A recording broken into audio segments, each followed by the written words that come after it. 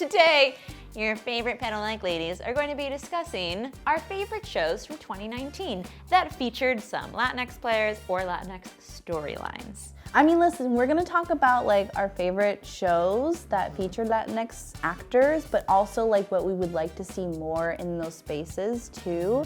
Because like, I think with the entertainment industry, it's like, I feel like we're getting so much of the stuff we've been asking for, which is representation, but that doesn't mean we cannot not give constructive criticism on that. You know what I'm saying? I think that's very fair. 2019 was a really big year for Latinos in media. I mean, you would hope that every year is more progressive, but this year especially felt like a kind of a boom. This year we had One Day at a Time come back with their third season, and then that whole drama of, you know, will we get to see more of them on Netflix? And we all know they ended up at Pop TV, which is fantastic. We had the second season of Vida released. We know the upcoming Netflix show Hentified is about to come out. And we got Los Spookies. We got a lot of like new and returning cool shows. What are our thoughts about them? I loved Los Spookies. I loved Los Spookies I haven't too. seen it, but everyone has been like, you should watch it. My mom watched it and she loved it. It wasn't specifically on HBO Latino for the first time. It was actually on HBO's main channel. I thought that was really cool. And is one of the first mainstream shows I've seen that has been predominantly in Spanish. We're seeing a lot of like the very well-known comedians that like are used a lot in LA. Like we saw John Early, we saw Fred Armisen, who's like a co-creator of the show, or he was co-producer of the speaking show. Spanish.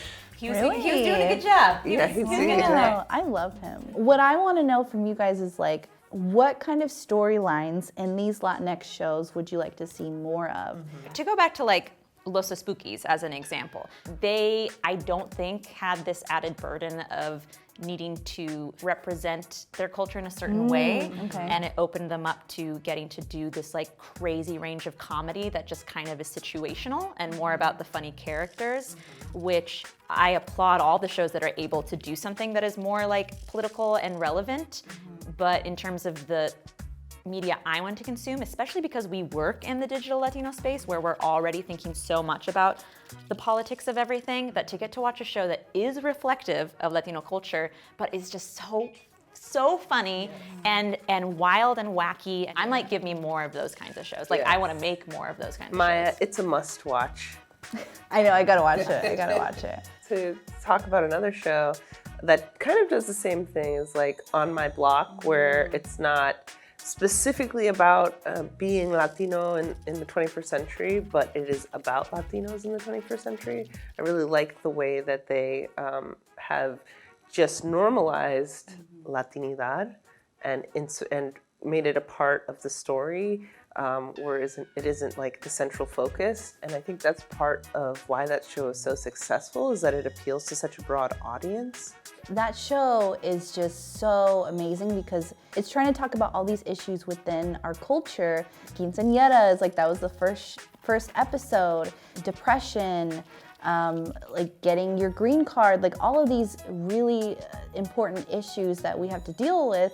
And they did it in a comedic way, but also in a serious way. And I feel like we haven't had a show like that shined a light on these issues, and they did it. Especially for like teens, for that. Yeah, Yes. It's a coming of age story. Yeah. Vida is so unapologetic about queer Latinx representation. It's not afraid to like portray sex and all of these, and you know, the messiness of life. And I think that is what is so special about this show. And especially like Latinx. There's a lot of things and issues that the older generation has with queer identities. So this one is just kind of like, here, if you don't want to watch it, you're losing out, you're missing out on this, so. Yeah, and definitely the show addresses the, you know, the existing prejudice of an older generation. And it's very sex positive, which is another layer in our culture.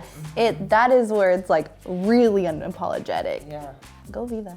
Go Vida. But maybe not appropriate for all audiences. I know, listen. Maybe don't watch it with your mom and your dad, your abuela. Yeah. One thing I really love about One Day at a Time is I really fell in love with Elena's storyline of not knowing Spanish. And I have not seen anyone on TV have that storyline really.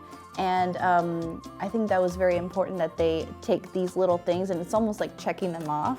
because it's like relating to so many different people, and that's why it was so devastating when it got canceled from Netflix. And there's a lot of about that, because I feel like then show us the numbers. Show us the numbers. In terms of the family sitcom, One Day at a Time has not only become sort of the shining example of it right now, it's just a good frickin' show, and it's done an amazing job over the years.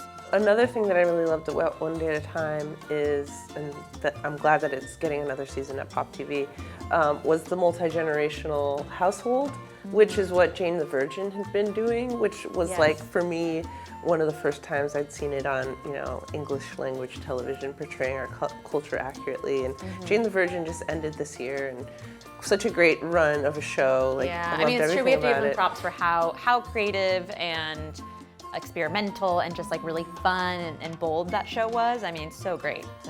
So I feel like we are making progress and moves in that direction, but we need like 20 more shows. Yeah, the only thing I see is that it's kind of like networks and the powers that be kind of want to give you one of each, well, you have one Latino sitcom, it exists. And it's like, how many are there about white people? Or like sketch shows, like, well, there is Alternativo, maybe we don't need another sketch show. It's like, how many sketch shows are there out there? Like, it is the sense of like, well, you get one.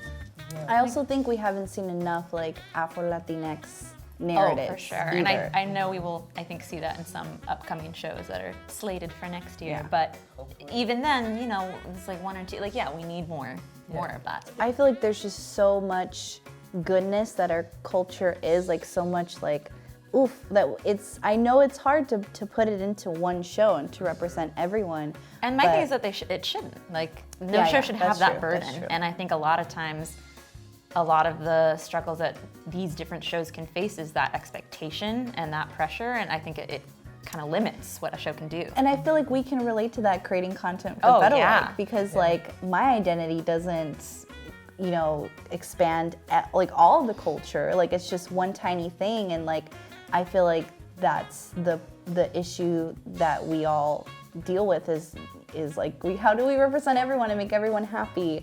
And all we need is just like a bunch of shows everywhere, and put us in your show. So we just talked about a few of the shows we've really loved this year. There are a lot of other really good ones out there we weren't able to touch on. There's Orange is the New Black has so many amazing characters. The Gina Rodriguez does the Carmen Sandiego. There's Alternatino. There's so many good shows out there. If you haven't seen some of the ones we're talking about, get out there, watch them, support these shows, and let us know what you think in the comments below. What's the kind of narratives you want to be seeing? What did you love about shows this year? What do you want from next year? Let us know. What were your favorite shows? What were your favorite shows? Do you think we're pretty? Yeah. Do you want to put us in your show? We your favorite show? Let me know. Yeah, we might be your favorite show. We have our own show. Well, we should have our own. This is our show. Don't forget to like this freaking video. If you don't like it, I swear. But like.